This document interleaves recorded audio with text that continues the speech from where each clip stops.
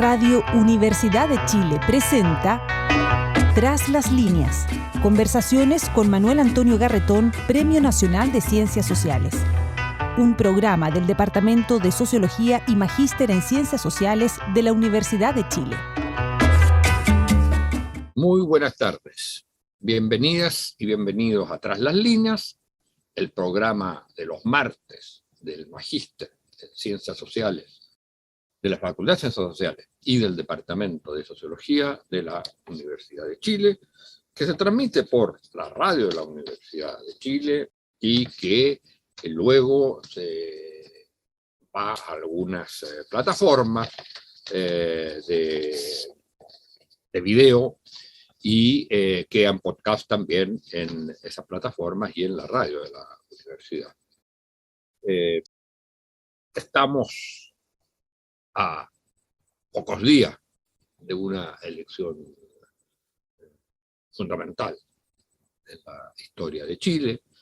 Lo hemos analizado a través de los distintos programas y no podemos escaparnos hoy y la próxima semana de tocar el tema, pero lo queremos hacer desde ahora, desde una perspectiva un poco más alejada, no solo sobre el tema estrictamente, digamos, de la elección, sino de un fenómeno clave en la política de los últimos tiempos, que tiene que ver con la importancia, gravitación y yo diría que es un giro en la política chilena, de la participación de las mujeres. Hay dos signos que son interesantes para ello. Uno es la conquista conseguida por el movimiento de mujeres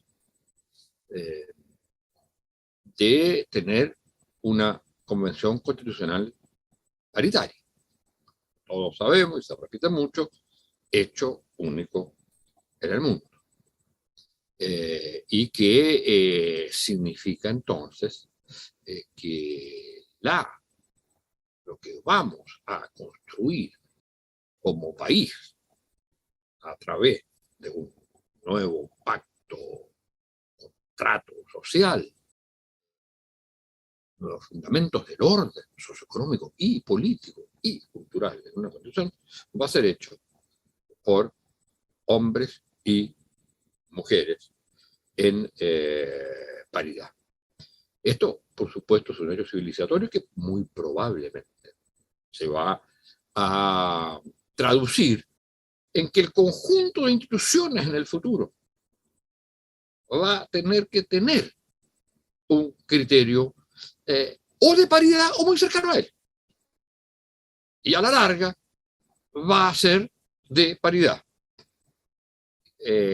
Si para hacer una constitución se aprobó eso, entonces, para lo que dictamine esa constitución, para lo que venga después respecto de instituciones, directorios, gabinetes, cámaras, etc., se va a tener que considerar igual ese principio de paridad. Por lo tanto, yo diría que es una conquista bastante, no hay nada así en la vida de irreversible, pero si lo pudiéramos decir, bastante irreversible. Pero hay otro hecho que me parece a mí también importante de considerar, y es que durante mucho tiempo siempre se dijo que el voto de las mujeres era un voto más bien conservador, en términos estrictos, que más bien se inclinaba hacia la derecha. Y eso también es una tendencia que se ha ido rompiendo y que en la última elección, la última elección de la primera vuelta, el candidato de izquierda, estamos hablando de un candidato de izquierda, ni siquiera de centro izquierda, candidato de izquierda, obtuvo mayor votación que el candidato que representaba a la derecha. Eso es también un cambio muy, muy sustantivo, diré. Para hablar de estos temas, el tema de la perspectiva de género en política hoy en Chile, más que discutir teorías al respecto, de las relaciones entre la perspectiva de género y la propuesta feminista, que son cosas que en el curso de este programa veremos cuán distintas son. Hemos invitado a una muy joven investigadora que ya tiene trabajos importantes sobre este tema de mujer y política, feminismo institucional, perspectiva de género y cambio constitucional, etc. Se trata de Javiera Arce, que es una licenciada en Ciencias Políticas y Gubernamentales por la Universidad de Chile, es magíster en Ciencia Política de la Pontificia Universidad Católica, secretaria ejecutiva de la Unidad de Igualdad y Diversidad de la Universidad de Valparaíso, ha sido profesora de la Cátedra de Mujeres en Política en América Latina de la Universidad Católica y de Políticas Públicas del Magíster de la Gobierno y Gestión Pública de la Universidad de Valparaíso. Forma parte de la red de politólogas y ha trabajado mucho en reformas político-institucionales, el feminismo institucional y partidos políticos, consultora de la fórmula de paridad para la Convención Constitucional. Bueno, muchas gracias, Javiera, por estar con nosotros. Y yo quisiera partir preguntándote esto. El hecho que se vaya instaurando una perspectiva de género en los diversos ámbitos de la sociedad asegura que los postulados sustantivos, porque uno podría decir que la perspectiva de género se referiría a equilibrio de género, pero asegura que el contenido, los principios del feminismo se vayan a realizar, porque de alguna manera eso supondría que todas las mujeres, por el hecho de ser mujeres, tienen una misma visión de prácticamente todos los aspectos sustantivos de los distintos ámbitos de la sociedad, y donde entonces la división ideológica no entraría. Bueno, la pregunta es muy interesante porque cuando uno piensa desde los diseños político-institucionales y sobre todo cuando pensamos herramientas de carácter electoral, se busca esta representación descriptiva de género, que implica precisamente incrementar el número de personas en estos cuerpos colegiados para tomar decisiones, como lo que hicimos en la Convención Constitucional. Sin embargo, teníamos claro que en algún momento esta como presencia de las mujeres en la convención iba a estar atravesada por las diferencias significativas en materia, ya diría como de la dimensión ideológico-política y sobre todo de posturas que son bastante distintas en algunos casos. De acuerdo como al rendimiento mismo, si nosotros lo ponemos como en el caso de la Convención Constitucional, de las 57 mujeres que están, aproximadamente 31 se declaran feministas, ¿ya? Pero esto no ha dejado de tener una connotación, no sé si problemática, pero sí ha costado bastante ponerse de acuerdo. Y eso también es interesante de la pregunta que usted me hace, porque el tema del feminismo no es que todas las mujeres pensemos lo mismo. Tenemos posturas, obviamente, por la liberación de la mujer, pero no todas, por ejemplo, están a favor de una despenalización completa del aborto. Eso para mí debería ser una significación específica, pero hay mujeres, por ejemplo, en la derecha, que uno no podría acusar que son precisamente machistas, sino que por el contrario son las que ayudaron y abren las puertas para hacer reformas político-institucionales de estas características, como Marcela Sabat y otras más, que en efecto tienen posiciones pro mujeres, pero no son completamente feministas. Pero sí uno no podría, por ejemplo, como atribuirles cuestiones que son, o como posturas excesivamente conservadoras como otras personas, no sé, como Teresa Marinovich, por ejemplo, u otras, ¿ya? Pero también estudios han mostrado, y en ese sentido una encuesta que hicieron hace ya casi 20 años, un poquito más en el Parlamento inglés, lo hicieron Pippa Norris con Johnny Lewandowski, plantean que independiente de las posturas políticas, aun cuando las mujeres sean de derecha, muchas de ellas tienen más sensibilidad a temas de género que incluso los hombres. Por lo tanto, la presencia es importante. Ahora, dentro de la convención va a ser muy relevante lo que se vaya a hablar en materia de género y, como usted bien planteaba en su introducción, el tema de cómo la paridad llegó para quedarse y cómo nosotros en Chile generamos un piso mínimo y un ejemplo mundial respecto de esto. Ahora, sobre los resultados electorales que tendremos y que nos aproximamos y el ánimo de la elección, eso también es interesante porque ocurre otro fenómeno, que por una parte el candidato de la izquierda saca votos, saca más votos que en mujeres también y todo, pero ocurre en la derecha una cosa que se llama el reactionary masculinity, que es una cosa bien horrorosa, pero que ocurre, ¿Cómo se llama? como en el castellano es como masculinidad reaccionaria. Yeah. Que da lo mismo que las mujeres seamos, o sea, para ellos es como que todo el feminismo es malo, entonces en las redes sociales a todas las feministas nos tratan de femiorcas, feas, etcétera, porque planteamos estas temáticas, los niveles de agresividad hacia las líderes de opinión, hacia las políticas, es muy fuerte.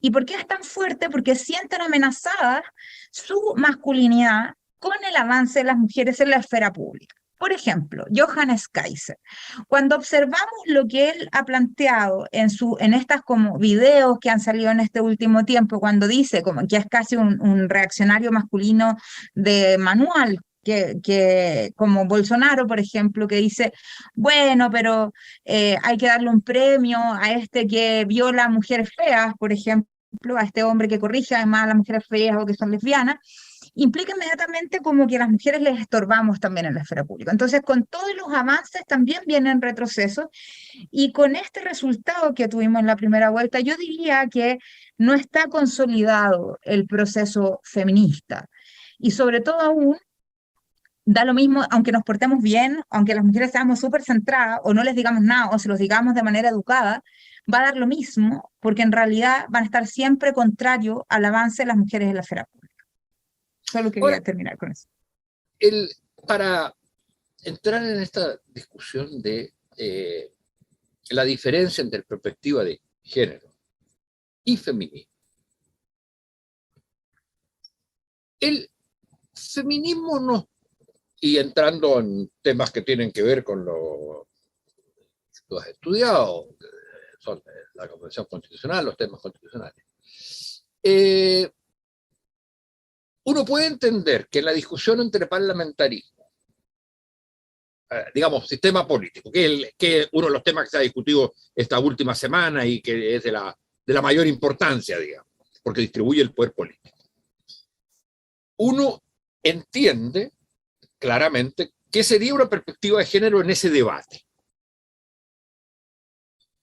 que incluso podría llegar a decir que, por ejemplo, en un sistema político tiene que regir la paridad, que para eso hay que asegurar todos los mecanismos por los cuales realmente haya paridad, pero ¿qué pasa con las elecciones unipersonales? Y entonces uno podría decir, bueno, mire, lo que hay que hacer es que hay que alternar en las elecciones personales. Hay que alternar, sobre todo, digamos, uno podría decir, dejemos de lado la presidencia, porque además puede ser que no haya presidente en un nuevo sistema es político, pero uno podría decir, por ejemplo, claramente en la alcaldía, a nivel de gobernaciones regionales o también en la presidencia. Se va alternando por género. Entonces, uno diría, en esa cuestión, la perspectiva de género, en ese problema de perspectiva de género, puede verse clara. Pero la perspectiva propiamente feminista, no de género y de igualdad o paridad de género, sino la perspectiva feminista, si yo planteo el tema del trabajo, está claro, ahí sí podemos ver claramente una perspectiva feminista. No todos estarán de acuerdo, pero por ejemplo, en el régimen político, hay una perspectiva feminista propiamente tal, más allá del tema de la perspectiva de género. Ahí yo quiero distinguir algo, que tiene que ver precisamente con cuestiones más bien de qué significan cada uno. La perspectiva de género es lo que se llama, o la transversalización de género, es una cuestión que se transformó en una cosa media técnica en algún momento, que venía de las Naciones Unidas y que se presentaban, por ejemplo, técnicas específicas que trabajan para el Estado, como estas burócratas feministas o burócratas expertas en género, que van a ir transformando y introduciendo el género en la corriente principal. Pero no hay un cuestionamiento, y eso es una corriente muy liberal, además. No hay un enganche, se podría decir, ideológico con las perspectivas transformativas, lo que tendría el feminismo, ¿ya? El feminismo ya declarado como idea política de la transformación, ¿ya? Y en ese sentido, cuando nosotros pensamos el sistema político, muchas personas han dicho, bueno, es que el parlamentarismo es lo mejor porque eso podría asegurarnos paridad en todos los cargos. La verdad es que cuando nosotros pensamos eso, lo que hemos trabajado con mis colegas básicamente es que no es tan así. Esto va a requerir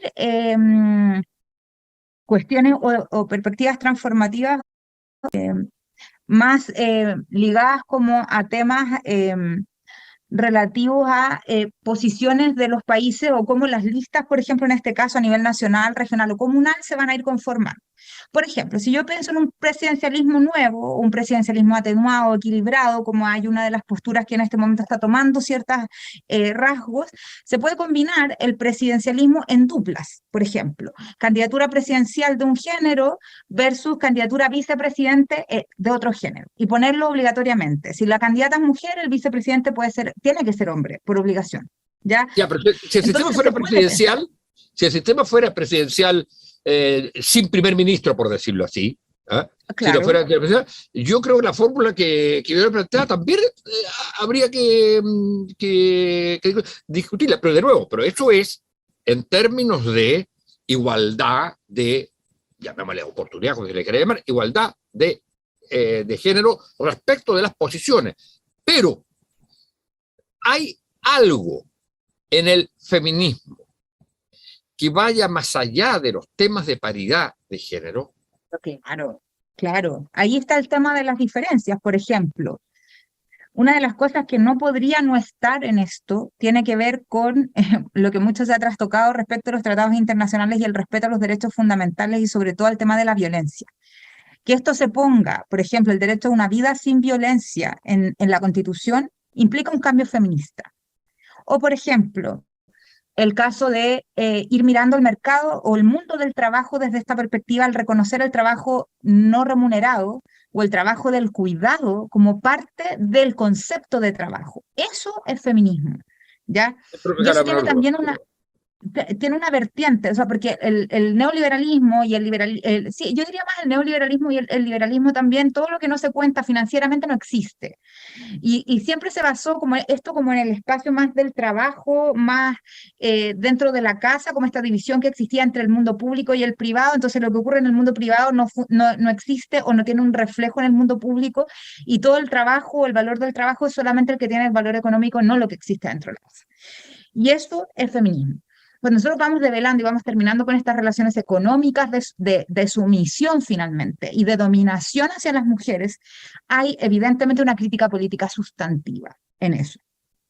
Y esa es una discusión que va a ser muy difícil de llevar a cabo. Yo no sé si las compañeras que están en la convención la han estado mirando, porque tiene que ver con ir al centro del capital. Otra de las posturas también ideológicas en ese sentido, porque por lo menos para mí, yo que me considero feminista socialista, es precisamente la discusión ambiental y cómo nosotros vamos como barajando el tema del cuidado de la vida también con el cuidado del medio ambiente. Y a veces el cuidado del medio ambiente se contrapone a muchas visiones expansionistas económicas, solamente crecimiento, crecimiento, crecimiento, pero despreocupándonos del lado del cuidado del medio ambiente. Y por último, hay otra postura que yo creo que es fundamental, que tiene que ver con la autonomía del cuerpo de las mujeres. O sea, si las mujeres no están a favor del aborto libre, sin causales, por supuesto con acompañamiento y todo eso, es muy difícil que se pueda denominar, para mí por lo menos, dentro del concepto del feminismo, que tiene que ver precisamente con garantizar una atención médica, que sería en este caso la interrupción voluntaria del embarazo. Yo creo que esas son como las 4 o 5 aristas que definen finalmente las diferencias políticas entre las mujeres. Claro, y digamos, lo que me interesaba sobre todo resaltar era esta diferencia entre, digamos, la, la no identificación necesaria entre perspectiva de género y feminismo. Porque aquí hay una cuestión que yo creo que también es muy de fondo y sustantiva, y voy a volver a usar esa palabra, de tipo civilizatorio, y es que, en términos estrictos, suponiendo, hay toda una discusión si lo que existe hoy día es un régimen de patriarcado o no, porque el término de régimen de patriarcado en términos clásicos jurídicos no lo sería, pero habría una sociedad patriarcal, digamos, con el predominio de lo masculino. Rita Segato lo plantea como tal. Ella habla de la sociedad patriarcal, pero que además va acompañada, por ejemplo. Por eso el feminismo tampoco, yo lo veo muy de la mano con el capitalismo, con la defensa a un neoliberalismo tan férreo, como en algunos casos se quiere como montar. Acá hay un problema ideológico más de fondo. Cuando nosotros planteamos el feminismo desde mi perspectiva no tiene ni una negociación ni ningún acercamiento hacia este modelo que tenemos de depredación y este modelo de muerte que dirían algunas autoras. Y por eso el patriarcado además se sustenta en esta alianza con un modelo político súper elitista, pero además muy colonial también. Y Sí, por pero otro hay una lado, cosa, pero hay, a ver, pero tenemos, digamos, usted puede tener una sociedad, digamos, básicamente neoliberal, y eso superar la sociedad neoliberal, que deje de ser una sociedad neoliberal y sin embargo seguir siendo una sociedad patriarcal. O sea, neoliberalismo y patriarcalismo son cosas distintas. Usted puede luchar con incluso más. No necesariamente el orden o la sociedad patriarcal requiere al capitalismo. Es decir, es posible perfectamente una sociedad patriarcal como fue la sociedad de la Edad Media, como fueron las sociedades preindustriales, que eran sociedades patriarcales y no eran capitalistas. O sea, hay algo, la superación del capitalismo no exige la superación del patriarcalismo. De hecho, para las feministas teóricamente, socialistas, para las, ya, el pero para las socialismo. feministas socialistas, sí. Sí, porque O son sea, socialistas, perdón, pero es que son dos cosas distintas. Lo que quiero decir es que yo creo que es muy importante hacer la distinción, porque claro, si usted supera el orden neoliberal, supongamos, y lo ha identificado con el orden patriarcal, el feminismo de alguna manera terminaría cuando termine el orden neoliberal, que no falta mucho tiempo, creo yo, para que eso termine.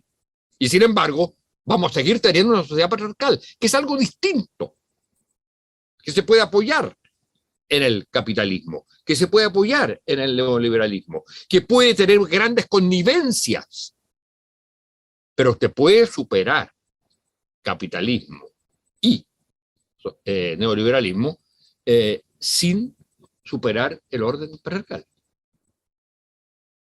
¿O no?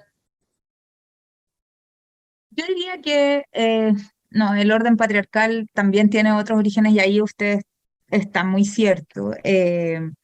Porque claro, el patriarcado, por ejemplo, y como lo define Rita Segato, el precolonial, si bien existía, no era de tanta intensidad como el patriarcado colonial, cuando ya venía este conquistador a dejar o a someter finalmente a hombres y mujeres, pero a las mujeres obviamente las sometían más, pero los hombres también quedaban sometidos a este modelo más bien colonial. En efecto, sí, en efecto tiene que ver este tema más bien con el despertar de las conciencias de las propias mujeres. Ahora, hay en combinación determinados sistemas que van a agudizar finalmente la posición de las mujeres en este sistema, como sería en este caso el neoliberalismo o el capitalismo, y por lo tanto incluso personas o autores como Carlos Marx también plantean en algún momento hacer una revisión, por ejemplo, en este mismo contexto, el modelo de familia. Y eso entrega ciertas luces de cómo ir conjugando estas ideas. Sin embargo, y acá también en ese sentido usted tiene mucha razón en algo, hay una autora que a mí me gusta mucho que se llama Chantal Mouffe, que ella plantea y se declara absolutamente feminista, pero se plantea muy enojada en algún momento, como en los años 60, con el Partido Socialista belga, porque en efecto sus compañeros de partido le dicen que para hacer la revolución hay que esperar primero que se acabe la lucha de clases para después empezar a introducir otras cosas que según ellos eran más postmateriales. Y para ella, en su concepto de democracia radical, este pensamiento quedaba un poco atrás. Y ahí yo también me identifico un poco con eso, porque me parece que en sociedades modernas y sobre todo en la lucha de las mujeres, no estamos hablando de que sean postmaterialistas el hecho de ser feministas, nosotros estamos hablando de el tema de la dignidad de la vida, de terminar con la precariedad de la vida. Si nosotros lo vemos en condiciones materiales, incluso diríamos que estamos más expuestas a la muerte que los propios hombres, que estamos más expuestas además porque somos más pobres también a recibir las inclemencias no solo de una crisis económica como la es en la actualidad, donde las mujeres dejamos de participar y nuestra participación en el mundo del trabajo más o menos en 10 o 15 años, y también en el caso de las crisis ambientales también estamos más expuestas. Por lo tanto, creo que independientemente de esto es muy importante hacer como una revisión finalmente de esto y de cómo el feminismo podría también articularse como otra postura política en sí misma. Ahora, esto también, por lo menos los partidos como feministas o las experiencias de ello en Chile no han sido tan exitosas, o los partidos de mujeres, por ejemplo, y eso también habría que revisar por qué en el caso de la acción política institucional, me refiero, no tienen el nivel de éxito que tienen sí los partidos mixtos o que a los cuales también el dominio patriarcal es mucho más fuerte. Y le tenemos que ir terminando. Le quiero hacer una pregunta final para cerrar esto. En alguno de los trabajos tuyos se ha tocado el tema, tanto con otras colegas, de la relación, digamos, del feminismo o de la lucha de las mujeres y la pandemia. Si uno tuviera que hacer una síntesis breve, la situación de pandemia significó retraso, detención o capacidad efectiva, o sea, que haya realizado efectivamente una profundización de la perspectiva feminista. Interesante pregunta, no lo había pensado. Yo creo que primero va a develar una conciencia feminista, porque las mujeres van a empezar a hacer crisis con el tema de los cuidados. Eso es lo primero que se va a alertar.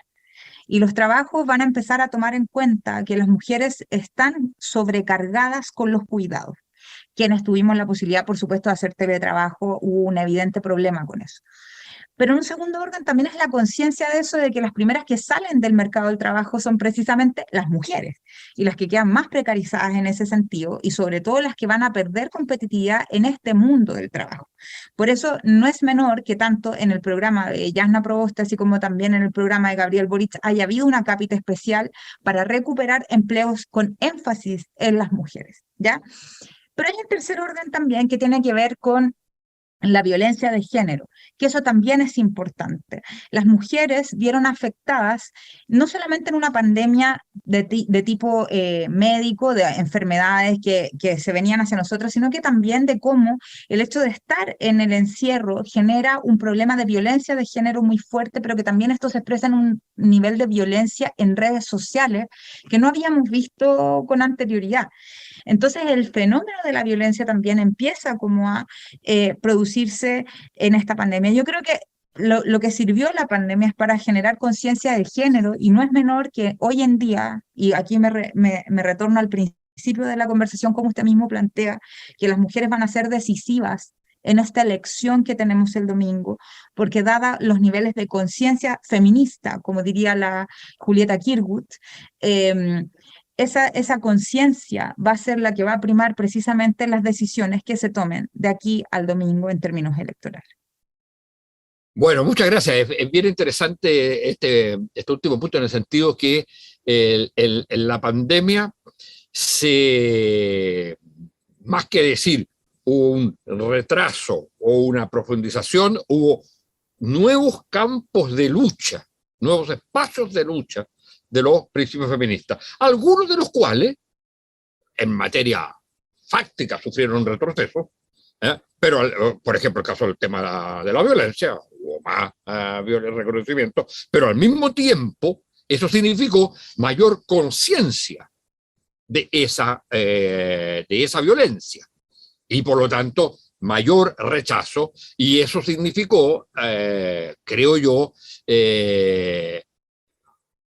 hizo avanzar cuestiones que estaban retrasadas, pero que están vinculadas al tema de la violencia. En ese sentido, los temas digamos, la visibilización del trabajo femenino propiamente tal, de trabajo del cuidado, la necesidad de incorporar eso en el orden económico, etc.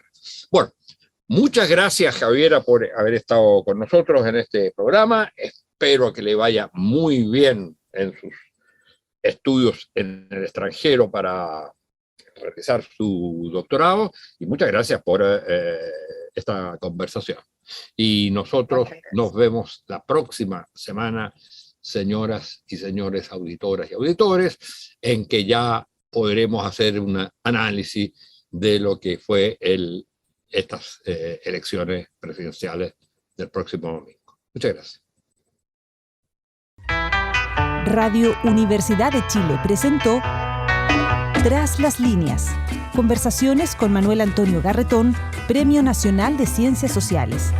Un programa del Departamento de Sociología y Magíster en Ciencias Sociales de la Universidad de Chile.